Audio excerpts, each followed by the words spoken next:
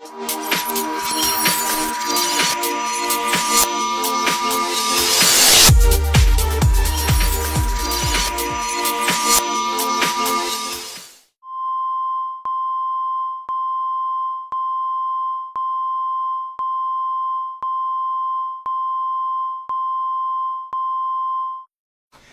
there, I'm Chris Ross and this is MMA UK Live, brought to you by the Scottish Hit Squad.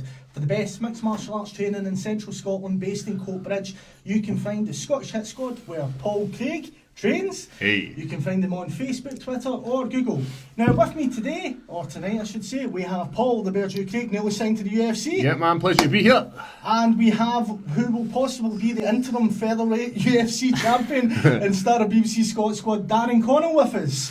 Thank you for having me. Thank you very much. So, Darren, you're like myself, you're a comedian. How did you get involved in liking the UFC and that? How long have you been watching for? Okay, I think I'm just your typical guy that sits and watches UFC, eating a takeaway with my belly hanging out and thinking, aye, I could do that.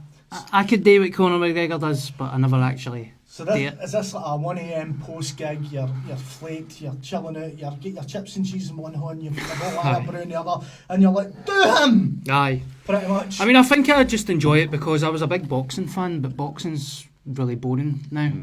And I just like UFC. It's quite entertaining and it's got lots of characters in it, and just the fact that boxing's just... It's on the down, isn't it? Aye.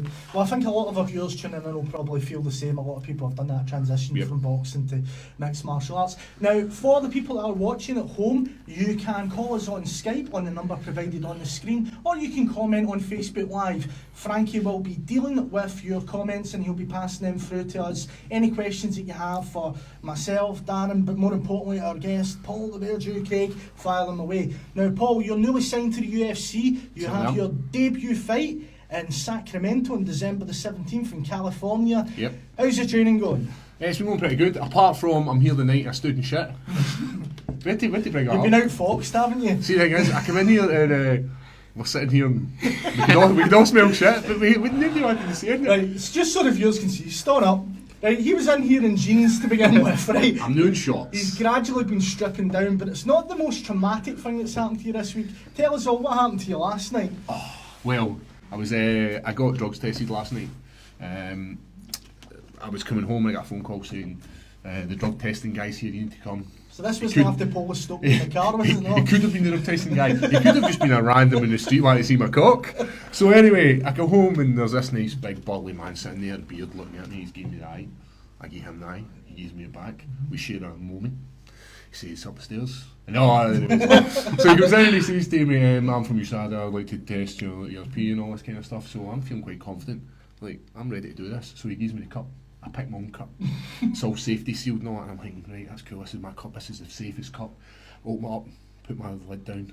I get the tadger around the hand. He says, sorry, can you just open up your buttons, please, and pull down your trousers? So can you remember being a wee boy peeing at a urinal where you actually couldn't reach it, and you're standing there, and the banger's out, and you lift up the t-shirt? That's what he had me doing. He had to see that it was my dick. He had a full view. He had a full view, but the see thing was, I wish he'd have given me a wee message. Listen, big man, I'm just coming to see you. Can you trim the pubes and make it look a wee bit better? So anyway, I thought he would just stand behind me. He doesn't. He stands right at the side and just looks at your cock. That's the bottom line, and I'm there, I'm trying to focus, and he's talking away to me, and I'm thinking, right, big man, you're going to have to stop talking. You're putting me off trying to get a piss here, and I'm bad enough in a urinal, like, you know, when you're standing there, and I know the guy next to me is not even trying to look at my cock. Now I've got a guy looking at it, and he's putting me off, so I say, listen, I can't do it. I go downstairs, have myself a cup of tea, and he's sitting there, so it's 2 hours later. 2 hours have passed, and I'm still not needing a piss, because I'm under pressure. But this time, my back teeth are swimming, we go up, attempt number 2, same rigmarole. He gives me my cup, I lift up my trousers, I've got the cock in the hand, and I start to pee, and I'm like, oh, success! But the cup's not that big.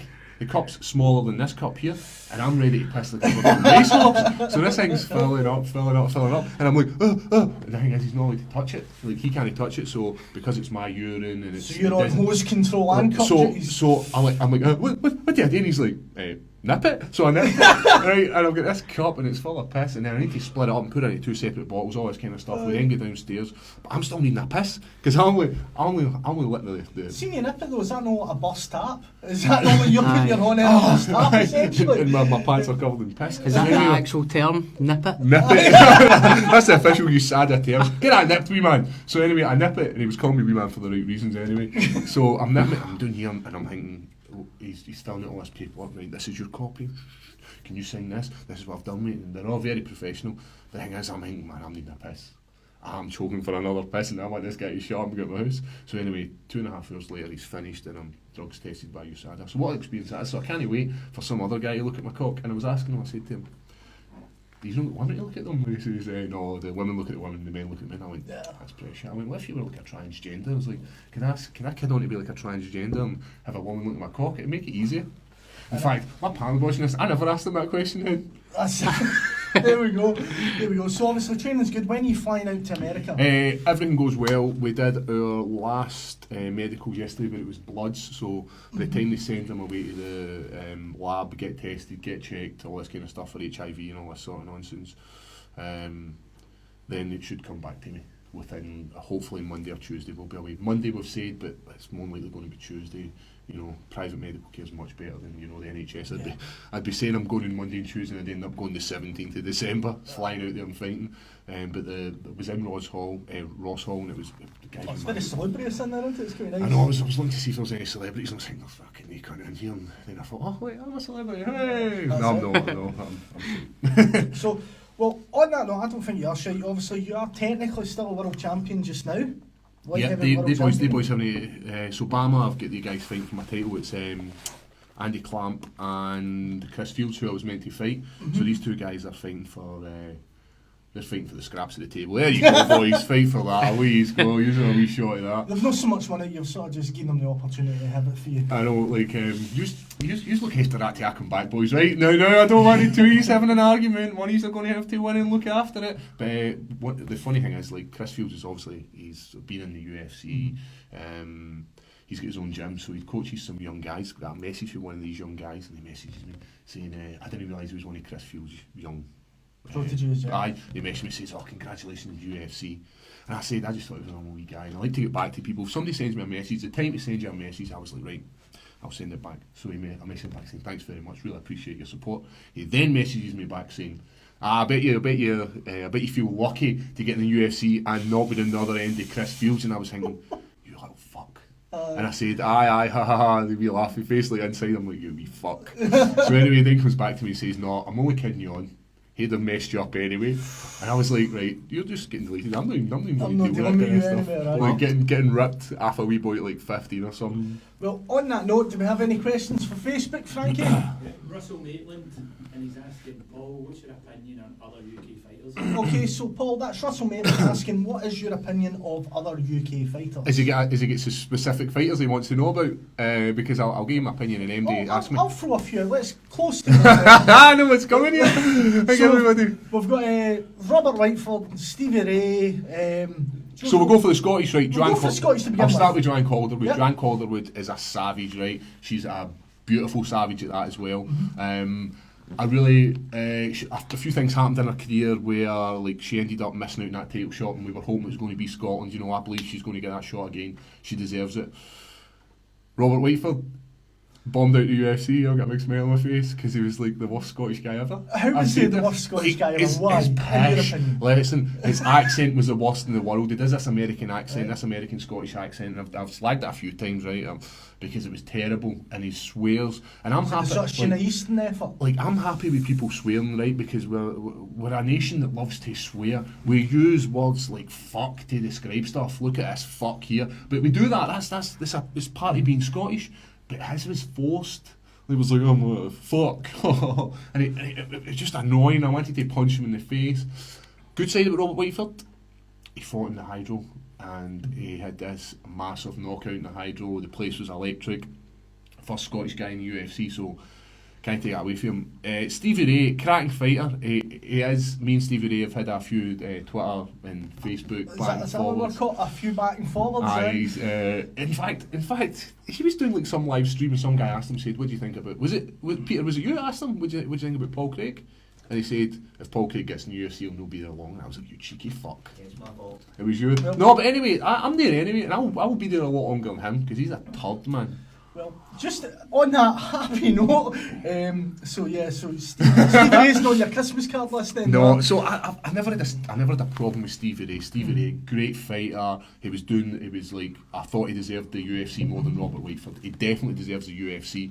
I didn't like how he went round about it, and I'll probably get some backlash for this, and there'll be a few guys messaging me saying you're a fucking dick. I don't care. I'm going to say it as it is. He was on Facebook begging for money, saying I'm going to leave the sport because I can't make this much money and I can't live and I can't do this. One, right, I'm holding down a full-time job, I'm fighting the UFC and I'm trying to fight at the top level. So if I can do it, there's no reason why you can't do it. If I'm up at 5:30 in the morning and I've not been home, and it's what time now, like what, 6:10, 7:10, and I've not been home and I've still got another hour drive ahead of me, why can't he do it? Why can't he do it? I've got a young family, like my daughters haven't seen me in like 3 days because I've been in, out, and out, and then I'm away to America.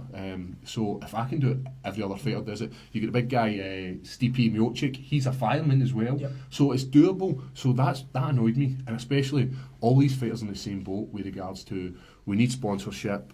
We need support, all this kind of stuff. But I was having this chat with you earlier. Like, you as comedians don't get sponsorship, so why should you say like a pro athlete deserves sponsorship to help you? Like, anyway, one second, sponsors that are helping me, thank you very much. But don't take your money, please. But that's what I'm trying to say. Keep the name to Scottish Hit Squad as well. On it. I know. So the Scottish Hit Squad, and you were saying it's like the best. It is the best. You take a guy who hadn't done any martial arts, had nothing at all, no background in boxing. I wasn't interested in fighting as a young guy. I watched the Rocky movies. I grew up watching Big Trouble, Little China. Grew up watching Arnold Schwarzenegger, and I'll do my Arnold Schwarzenegger impression for you later on.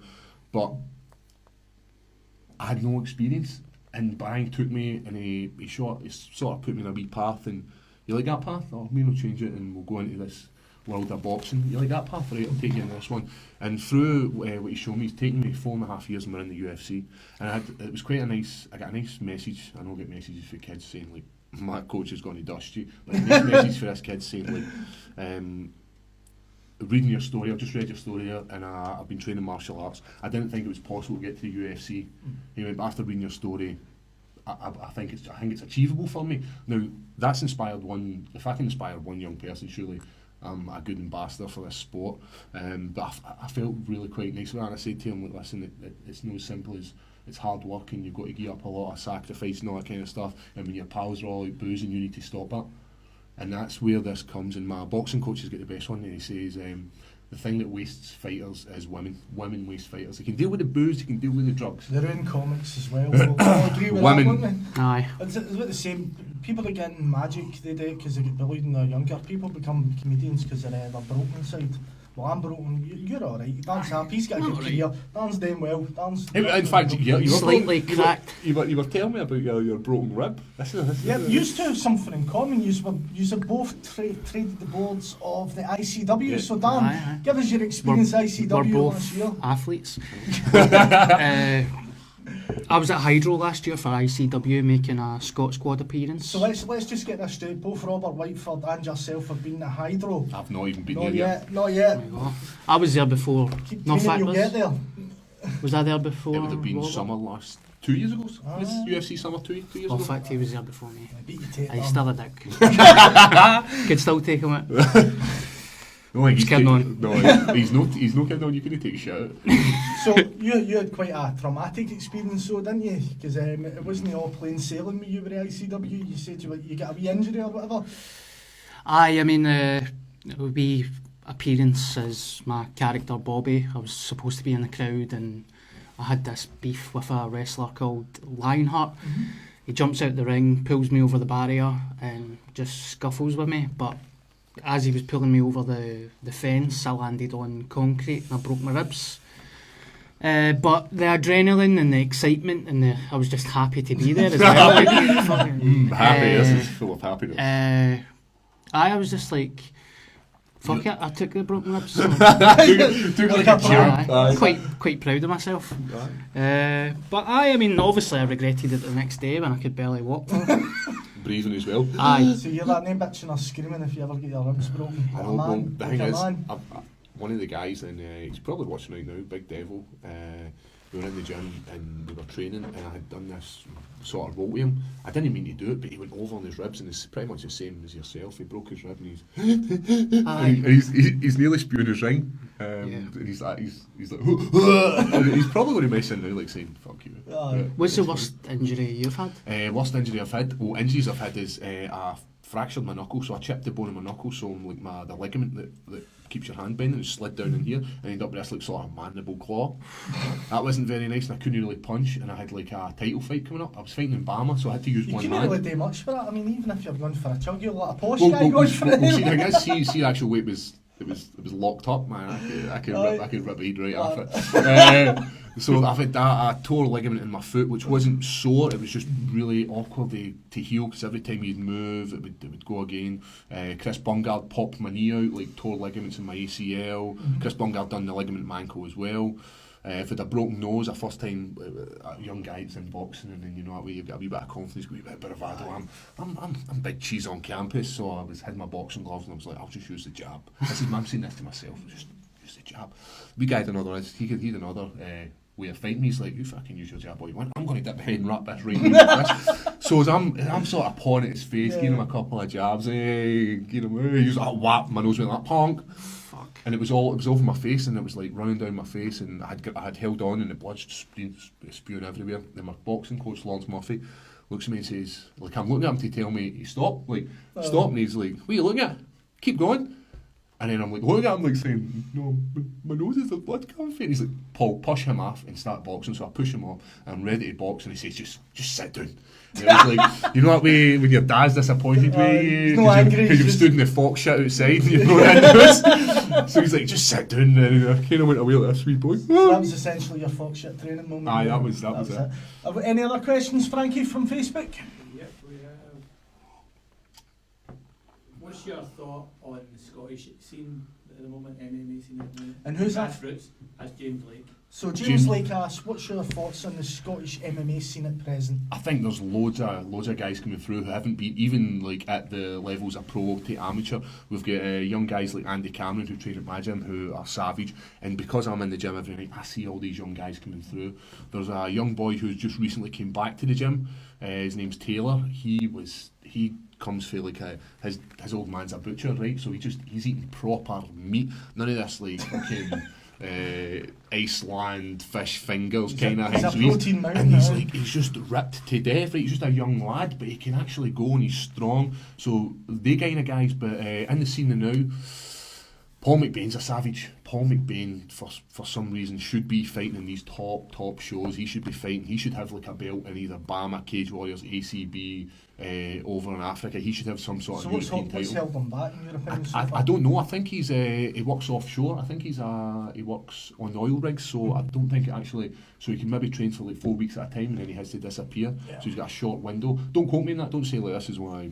This is. But he's a savage. You've got guys who are up that way as well, like Hayden Stevens, who recently lost to a very good boxer, but in MMA, he's a savage, man. He's an athlete. He can do it all. Guys like for the same gym as well, Ross Houston, for over the other side for the guys for the Grip House. I'm not sure about quite a lot of them, but Kieran Collins was a bit of a prospect. I know he had a bit of an issue the last time he fought. I'm sure once he's actually dealt with that, he'll come back a lot stronger. But there's loads of them. I'll probably miss some guys out there, but the actual scene of Scottish MMA is flourishing now. It's through guys like Stevie Ray, Robert Whiteford and Joanne Calderwood who are dragging MMA in Scotland up. And yourself, obviously. Well, listen, the guys have been doing it a lot longer than me.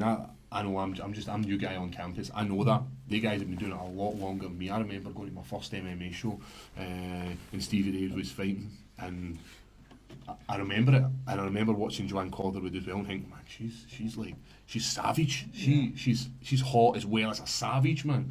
And I don't remember watching Rob Whitefield and going, I quite like this. I actually don't mind Robert Whitefield. Rob Whitefield's going, but this guy's a dick. I'm never getting back in the UFC. Yeah, maybe I'm just being serious. I think you've well threw him under a bus now. You know what I mean? His cars and everything near him now. On the note of your fight in December the 17th in Sacramento, you're up against Luis Henrique. Yep, Big De Silva. So he's more looking for the knockout, you're more submission. I'm looking for the knockout. I'm looking to put him in his back. When I spoke to you in an interview, which you can see in MMA UK, I think next week it will be out, probably next Tuesday or Wednesday. Yep. On an interview, you basically stated your aims and where you see yourself in 2 years' time, right at the top of the pile in the light heavyweight division. Here's a quick question for you. Who in the division do you see posing a challenge to you, and why? I don't see MD. I know it sounds a bit big-headed and like, oh, this guy would beat you and this guy would beat you.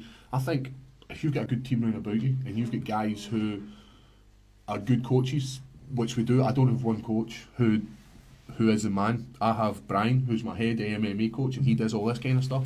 I've also got like fitness coaches, boxing coaches, taekwondo coaches. No, I don't. That's a barefaced lie. Muay Thai coaches. So I've got all these different coaches, jiu-jitsu coaches, Marcos Nardini. I've got all these coaches that come together and they make this whole thing. So say for instance, there's we got a caller. Who we got? Oh, we have a caller now live on Skype. We have Steve from Wales. Steve, what is your question for our guests? My question is for Paul. Paul, as a man with a good beard, who has the better beard, you or Robert Whitefoot? Paul, that was perfect. Take a second. I know you're. Wait, if you got a beard, let's see your beard. Nah, I don't have a beard. Are you know why? Are you like a troll? Is that why you're not showing us your face? No, he's got. Oh, is this your picture here? Oh, you're a good-looking fella, man. Steve, your missus looks good as well. I thought I'd point out. Oh Jesus, man! I didn't want to go there. But anyway, it has to be me. Mine's has got a bit of meat to it, innit? And I actually comb mine 3 times a day. I stroke it. I used to have a moustache as well, which was pretty cool. When you could like curl up, and you could look a wee bit intelligent, even though I'm not. I could give the impression that I'm a bit intelligent. All you need to do is sort of cross your arms and like a Bond. Beards has to be me. But anyway, my beard's much better than Rob Whitefield's. Yeah. Are you still there? Did you not have a grooming company sponsor you? Beard advice. Are you trying to grow a beard? Well, I gave up a while ago on that. So. Listen, the rule is, if in doubt, grow it out. So it gets to this point when it gets a bit itchy, you fire on some beard oil, and that keeps it nice and soft. And then see if you're maybe going out to the discotheque. That's where the kids go these days, guys. They go to the discotheque.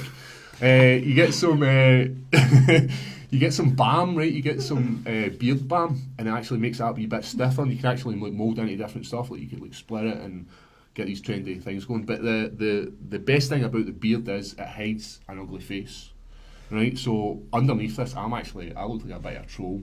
But I don't actually have a chin, like my chin stops here. I don't know if you guys can see this, man, but look at my chin, it's non-existent. But the beard makes me look a wee bit more manly. And then see when guys punch it goes right through it. Well, see, you're lucky unless you're like me, because I can't grow a beard, I've got a face. See, I didn't want like a rat's minge. I didn't want to bring it up. You know, some people, if you've got the capability, that's how you do it. You get it sculpted and moulded, yeah. My advice, Drew, is if in doubt. Drew, innit? Steve, sorry. Sorry, man. My advice is grow it out, man, and listen. See, the women will love you. They'll carry you up in their ear. Do you stay in Wales just now? Yeah, I'm in Wales. Right, so they would pick you up and you'd be like some sort of to God to them. Grow the beard. So have you got a follow-up question, Steve? So follow-up question. As a new UFC light heavyweight, how do you feel the new Fighters Association? How do you think that affects you? Would that be something that appeals to you, or are you gonna? Yeah, I think it's good to sort of have a level playing field for all the guys who are in there and have somebody who's actually looking out for them, because we hear these stories about guys getting done over with I'm not going to say UFC because it's MMA, and I don't mean done over in a bad way, but some guys are getting paid differently, and we understand that why females are getting paid differently, and there needs to be some sort of this is what you get. If you're a fighter, this is what you get, and we'll look after you X, Y, and Z. I think that's perfect. Right now, me being in it, it doesn't add much to it. It's not like if you had to bring Anderson Silva or guys like George St. Pierre who are in it, and they've actually can bring some clout to it. Whereas I'm at the early doors now, and I'd like to think in a few years I can be, flinging my weight about and saying like, listen, we need to do more for the younger guys coming up, because that's pretty much it. My generation will end, and it's the next generation who'll feel the benefit of this massively. Well, on that note, the UFC sort of concur with that. They're in agreement with you on that, Paul. They released a statement today, basically stating that they back anything that's positive for fighters, and it seems that everything's going to be in harmony with this. Yep, this isn't definitely going to be an issue at all. I think the UK and even Europe, in the same sense, needs to get some sort of regulating body, because we've got guys out there who are fighting. And that's why boxing sort of frowns upon MMA, because you've got guys who are hiding their records as amateurs. So you've got guys as an amateur MMA fighter who's maybe fighting a guy who has had 10 boxing matches, but he's still an amateur MMA fighter who's trying to come through. And that to me is you having all these pro boxing fights or even amateur boxing fights. It's still experience, and there needs to be somewhere to kind of protect these guys. And yet again, it's the same way white collar fighting and boxing. There's guys who are fighting for titles, and they're fighting guys who are doctors. Doctors, they're not fighting doctors. They're fighting guys who are brickies. Just we Johnny if you're doing the street, and there's this sort of and it's not. It's not fair on the guys who are getting in there. And the guy who wins knows he's going to win. He's fighting bums. That's what he wants to do. He wants to look at the big man in front of his pals, fling a few jabs. The old getting the crowd out to chat. What are you up to the weekend? But anyway, there needs to be something in the UK. I know in Scotland there's guys like David Galbraith who are trying to sort that out. He's got Soma on the go, and he's trying to make this a big thing and get everybody medicals, get everybody CT scans and all this sort of stuff, which as an amateur MMA fighter, it's very expensive to do. I've just went through the process myself, and it's very expensive. So, yeah, there needs to be something like that in the UK to sort of protect these guys. Okay, thanks very much, Steve. Frankie, Facebook Live, do we have another question for the guys? We've got a question for Darren. How did he get the Scott squad? Okay, Darren, and who's this from? From Donamere. So, from Donamere, Darren, how did you get into UBC's Scott squad? Well, I'm a stand-up comedian, so the guy who created Scott Squad, his name's Joe Hewlett, seen me do stand-up one night, and he asked us in for an audition, and that was it really. Did you go there with that character, or is that part of your stand-up, is that character, or did he say, listen, I'm looking for this? No, because it's an improv show, I went to the audition, and they had these games kind of set up to practice your improv skills, and they said I was a wee bit too daft to be a police officer, so we kind of agreed as well. Okay, you got a phone call. We've got another phone listener, call. first time caller. We don't have a name, so caller, can you give me your name, please, and what's your question? Hi there, you're through to MMA UK Live. What's your name? My name's Blair. Okay, that's a fake name, Blair. You're at it. You're really some guy on here to rip us, aren't you? Okay, Blair. So what's your question for the guys? Just got one question for Paul. Recently, I seen that Rob Whiteford had said in an interview that he was the best fighter in Scotland. I'd just like to know Paul's thoughts on that. Oh man, you are letting me fling this guy under the bus, man. If you think Rob Whiteford thinks he's the best fighter in Scotland, you just have to look at his last performance in ACB. He was fighting. That's what my thoughts were. Yeah, but for me, the best fighter in Scotland. Just that one question. I just wondered if a few people had actually seen that. And just thought I'd ask your thoughts on it as well. Blair, I hadn't seen it, but my best fighter in Scotland, MMA wise, UFC wise, has to be Stevie Ray. He beat Ross Pearson 2 weeks ago. So for me, he's the man. Did you watch the performance? I mean, I watched it. It was a very polished. Was it as boring as his fucking interview on here? Because I didn't watch it because I get better next day in my time. Well, to be honest, I did watch it. It was a really good fight. Stevie put in a really good, well-rounded performance, and basically Ross didn't touch him the entire fight. That's how you win fights. But the UFC want to see guys going out their comfort zone, and I know why Stevie Ray came out and he said that. Listen, the reason I did this was because I will be that'd be 2 losses if I had to lose to Ross Pearson. Ross Pearson's a big name. Right, If I can secure so a win. You listened to the interview, but you didn't watch the fight. I listened to it a wee bit. I kind of watched it and I went, did you not see the guy next to Stephen A? He looked fucking bored at his tits. I don't even know who it was. He's like, oh, fucking hell, man. He gives it a wee yawn. He goes, ah. Steve's like, well, I just like to punch them in the face, eh? As Blair you likes can that one. See, like, used to any, but Blair likes it. Steve and Paul obviously love each other very dearly, and you know he's close to your heart. He's close to your heart. Do you have a follow-up question, Blair? No, that's all. Aye, one there. Are you sure? Do you own a real baseball bat, like the real bear juice? I do actually own a real baseball bat. The thing is, I don't bash heads in with it.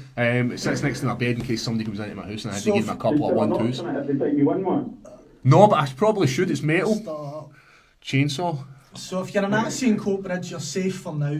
Okay, thanks very much, Blair. Cheers. Frankie, do we have any questions on Facebook Live for the guys before we finish up? Chris Devlin wants to know what colour's your pants. Chris Devlin. Chris Devlin's the guy I was talking about with it. Chris, I'll tell you what happened. Right? Somebody told you about this. I actually went. So I've not been home, and I went to the gym and I sweating at my jockeys, man. Right, so my pants were soaking wet. So I took them off. I then went to the physio and realised, oh shit, Commando. I'm commando here, my chopper. So I run out to the car and I managed to find a set of pants, right? They're not the best kind of pants in the world, right? They're a bit washed out and faded, but I'm going to show you them, Devil, because you've asked the fans. They're like sort of blue washed out efforts, but they do the business, Devil. You've seen them anyway, man. I see you checking my ass out in the gym. There you go. Okay, and we've got one more question. What is it, Frankie? What does Paul think of John Jones and Cormier always being injured? Okay, so Paul, and who's this question from? It's from Ross Thompson. Okay, so from Ross Thompson, what do you feel about John Jones and Daniel Cormier being injured all the time? See, I used to like John Jones. For me, John Jones was the ultimate. He was athletic. Looking at him, he's no big muscly guy like guys like what's his name, Rumble Johnson. So he's not got that fail the drugs test look first. So he looks like an athlete. He's big. He's explosive. These elbows, these knees. He's a young guy. He's younger than me, and he's booting stones, man. He's doing it ferociously. And then when I hear he's like getting popped for drugs, and I can deal with it. I can deal with him, like, you know, having the blowout, the Charlie and all this kind of stuff. But see, when it comes to like having this kind of stuff in your system, like even if it is dick pills, like he should know the rules and know that USADA will catch up with him.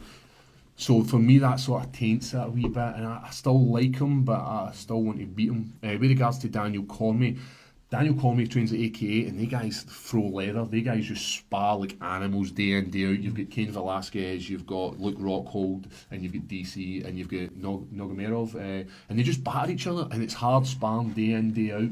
Dana White had come out last year and said it's quite primitive, but I think that's quite good. So if these guys are getting injured, that's why they are getting injured, because of pain. It's through the heavy sparring, but heavy sparring's good. Okay. I think is what I mean. Well, look, thanks very much to Darren. Thank you very much to Paul Craig. Ladies and gentlemen, if you want to catch us, we'll be back every single Thursday, 7 PM for our Facebook Live show. This week brought to you by Scottish Hit Squad. Thank you very much to my two guests, and we'll see you next week.